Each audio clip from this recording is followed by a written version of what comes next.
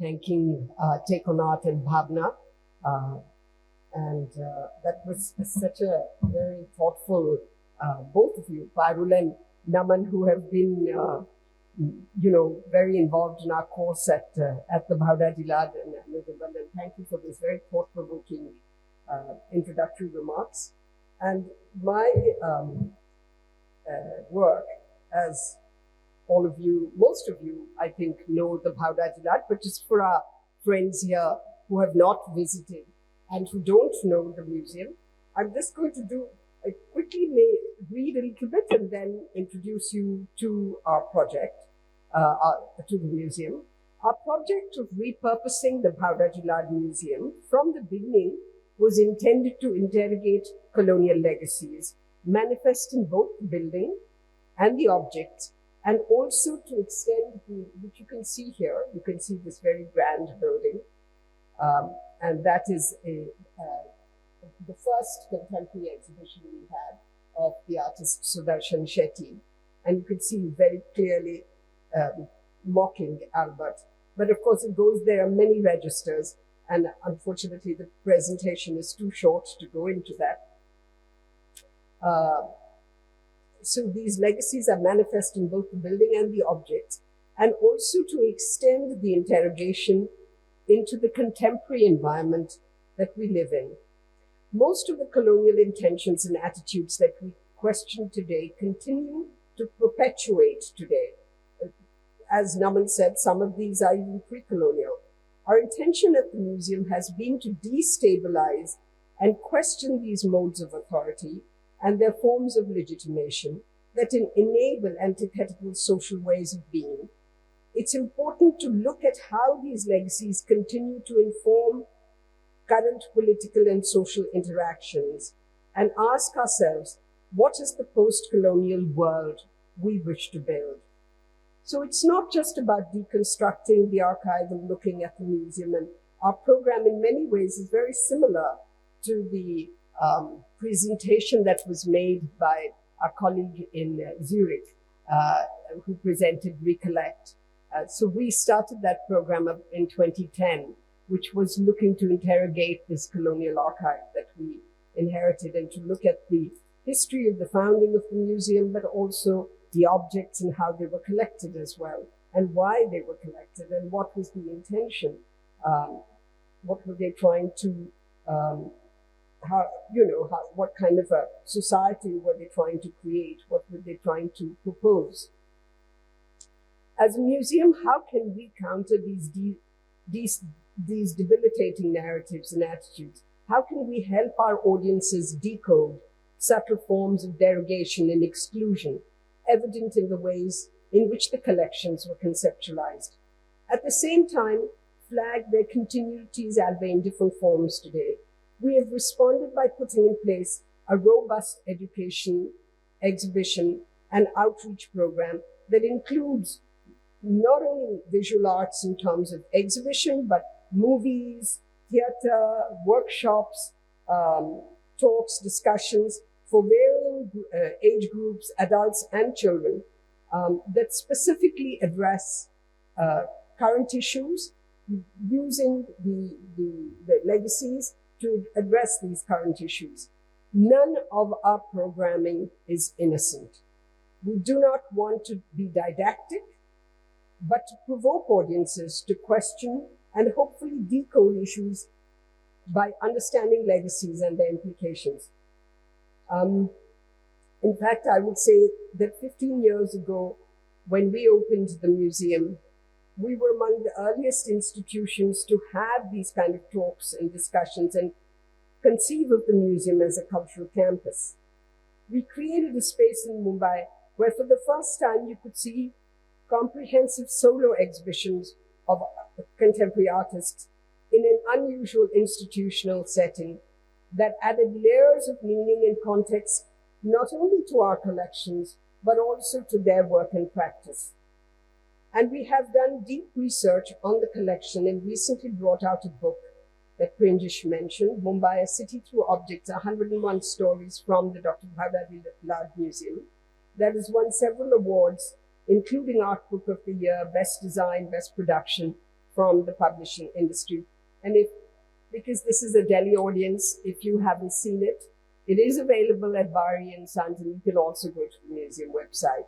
But that is also an effort to decolonize the museum, because we look at the history and we unpack that history through many little narratives and stories. And now,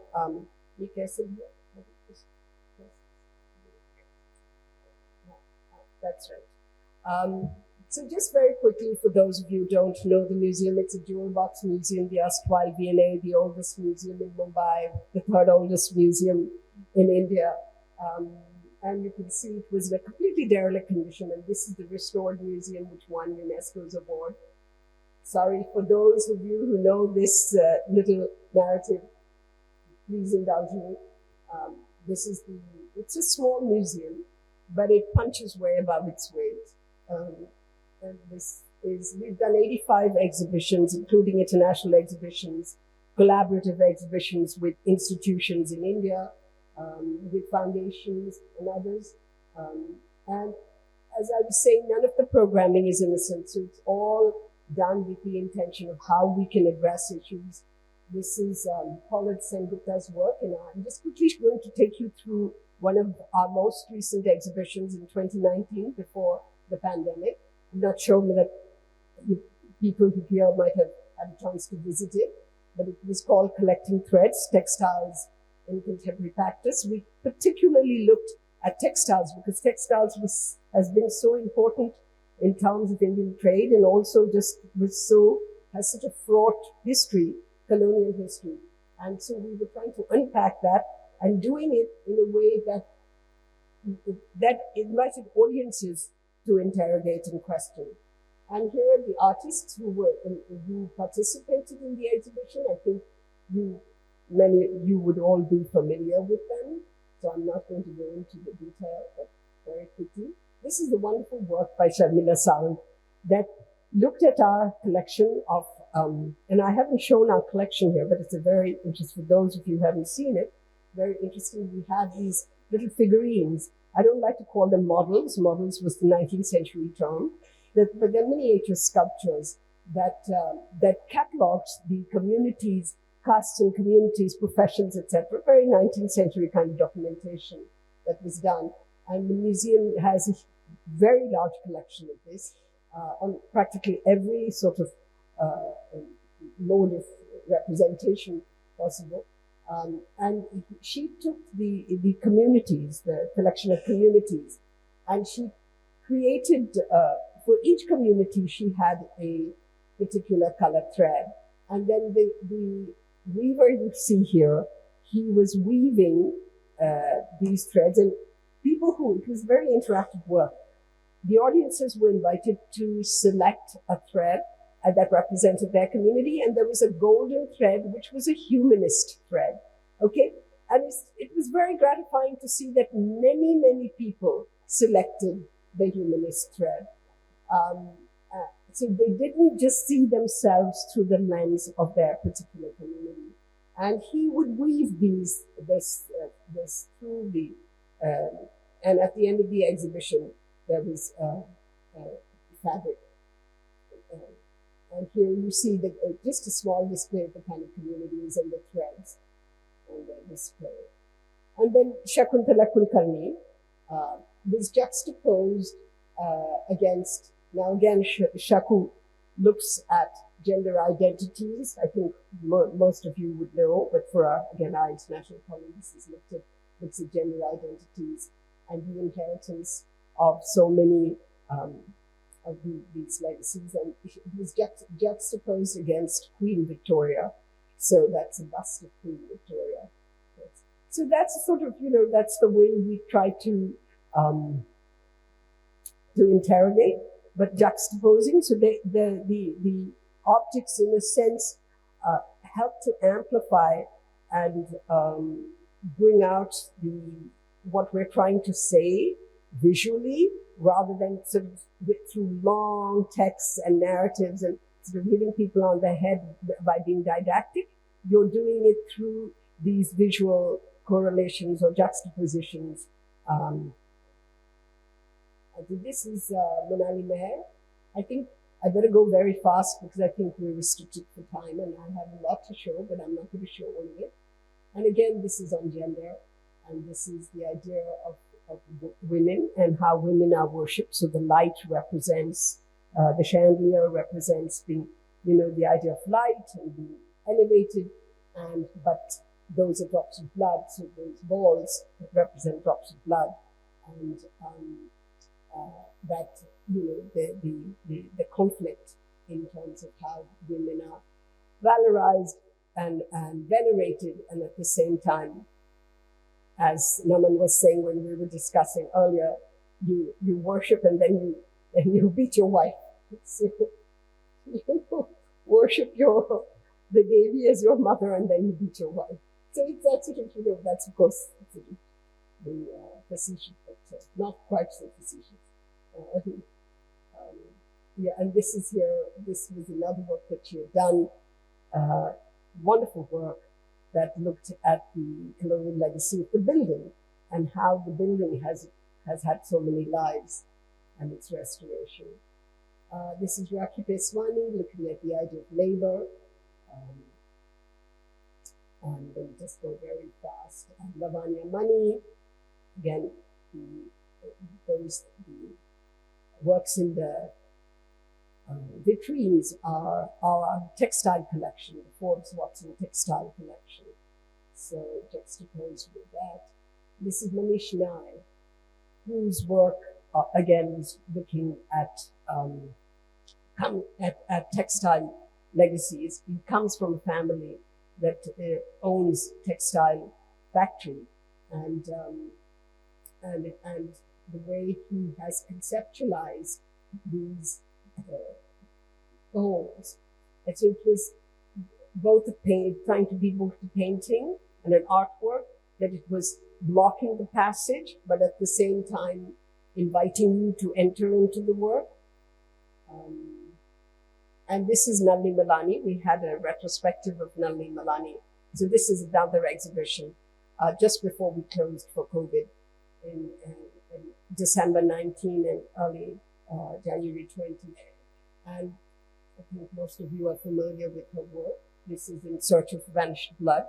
And it was projected on Prince Albert and talks about a kind of apocalyptic future.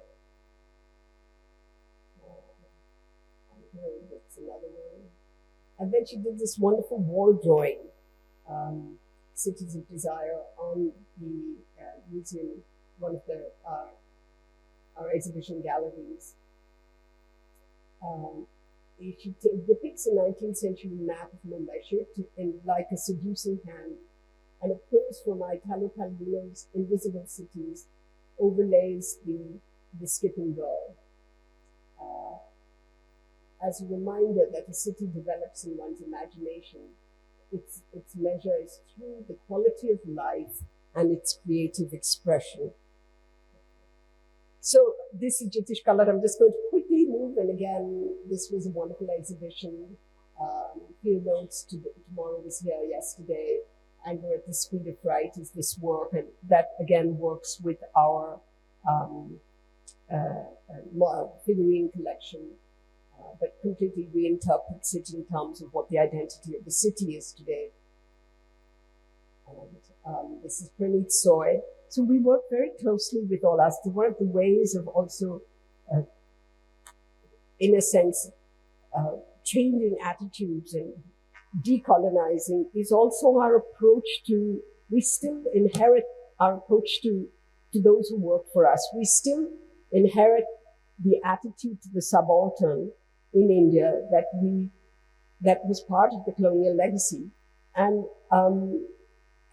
we've tried very hard to include those who are our security guards, those who are the class 4, what we call the class 4 staff, in terms of the intellectual engagement with the artworks and getting them to understand what the works are about, and inviting them to take the local audiences around so that they feel involved and they feel engaged. And here's Praneeth Soy talking about his work and doing a masterclass with them.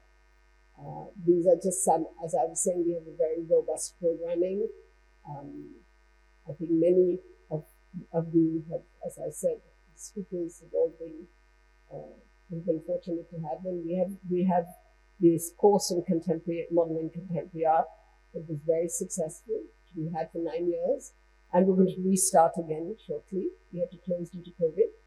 And that it's a cultural campus. The idea is there's music, there's theater, there's dance, there's performance, there's any sort of creative form of expression, and we invite you, if you have a good proposal, we're ready to collaborate with you. Here, this is one of our audiences, one of our visitors did this for us. And this is the book that I talked about. And just a few pages from the book. This is a Praneeth Soy work, which, and this is Nikhil Chopra. These are some of the artists who are in the book. And this is Renu Devasher, wonderful work that you have done for us. And many more. There's much more, of course, 380-page book. So, thank you. I think that's it.